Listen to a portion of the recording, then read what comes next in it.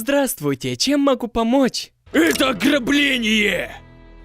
Гони бабки! Но у меня нет денег, мы только открылись.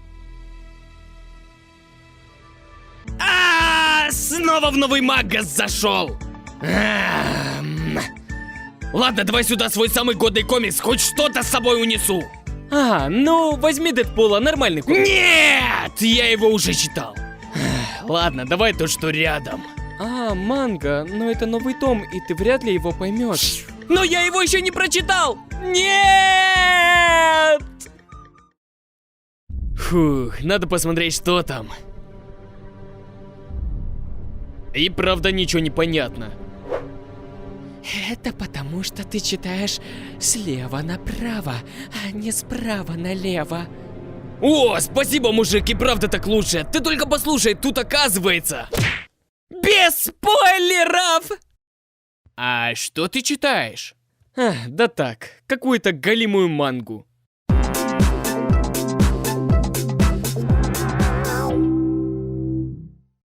Привет, я снова сменил рисовку, так как все еще в поисках своего стайла. Не обращай внимания на постоянные перемены. Манга! Думаю, некоторые из вас зашли и подумали. Манга? Шо это такое? Это что-то японское, наверное, опять какое-то аниме. И да, и нет. Давай, чтобы более понятно было, прочитаем определение манги. Манга — это японские комиксы. Этого будет достаточно. Хотя нет. Википедия нам еще подсказывает порядок чтения манги. Осторожно! Первое время обычные комиксы, возможно, также будешь читать, если много манги будешь употреблять. Употребляй с умом. Я процитирую одного достаточно известного персонажа. Манга тоже литература! На самом деле, до недавнего времени я тоже думал, что это бред какой-то. Но когда зимним вечером я сидел у костра и случайно наткнулся на мангу под названием «Вторжение гигантов», то кардинально изменил свое мнение. Я уже смотрел само аниме, основанное на этой манге, и до сих пор считаю, что это гениальное творение. Но о самой манге не слышал. Ох и дурачок. А зачем тогда читать? Там же много букв. Суть в том, что ты можешь не ждать новый сезон, а прочитать мангу, где не урезать сюжет, и события зашли гораздо дальше. Поэтому можешь спойлерить людям, если ты бесчувственный человек. Найс! Это было мое первое знакомство с мангой, и мне повезло, что попался не второсортный трэш. Серьезно, мангака или автор «Вторжение гигантов» очень круто проработал сценарий. Особенность этой манги в том, что когда кажется, что больше неожиданностей просто быть не может, происходит невероятный сюжетный поворот. Вообще, я не так давно знаком с мангой и прочел пока что мало. Из всего, что я читал, сильно запали в душу работы Морикодзи, скажем так. У него очень душевные манги, особенно для парней.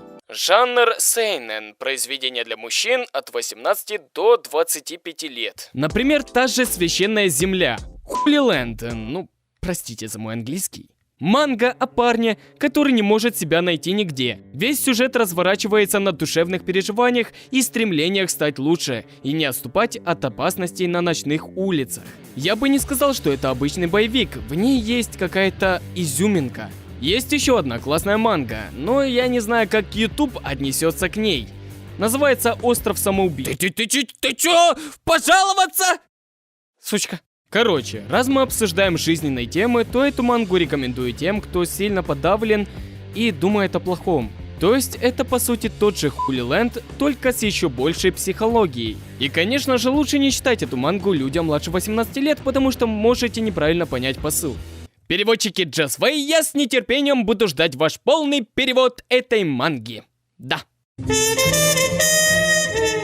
Кстати, этот автор просто удивляет своим повествованием. Читая его мангу, можно узнать много полезных вещей, а также стать ближе к самому автору. Помимо манги есть еще манхва. И нет, это не ошибка в слове, прикинь, это корейские комиксы, та же манга, только другой стиль. Корейцы более сильно заморачиваются над красотой картинки, так что часто можно встретить цветную рисовку. По размерам у них одна страница может занимать до 3 страниц манги. Я начинал читать одну, но потом как-то забросил после 30 главы. Она о парне, который умеет предсказывать недалекое будущее. Он хочет помогать людям, избегать неудачных случаев. только весьма необычным способом. Как бы манипулируют людьми для их же блага. Ну, если кому интересно, название террорист. Ты чё? Ты чё, сучка? Сколько можно? Подытожим, манга — это почти тот же комикс, и воспринимать ее нужно только так. Если думаешь, что японские комиксы бывают слишком пошлые, то значит ты просто читаешь не ту мангу, или тебе такое нравится находить. Слушай, если по комиксам Marvel делают полнометражные фильмы и сериалы, то почему не делают годных фильмов по манге? Ну, может, помнишь экранизацию Атаки Титанов, и она совсем уж галимая. Господи, как же меня бесит ваш непрофессионализм! Просто бесит!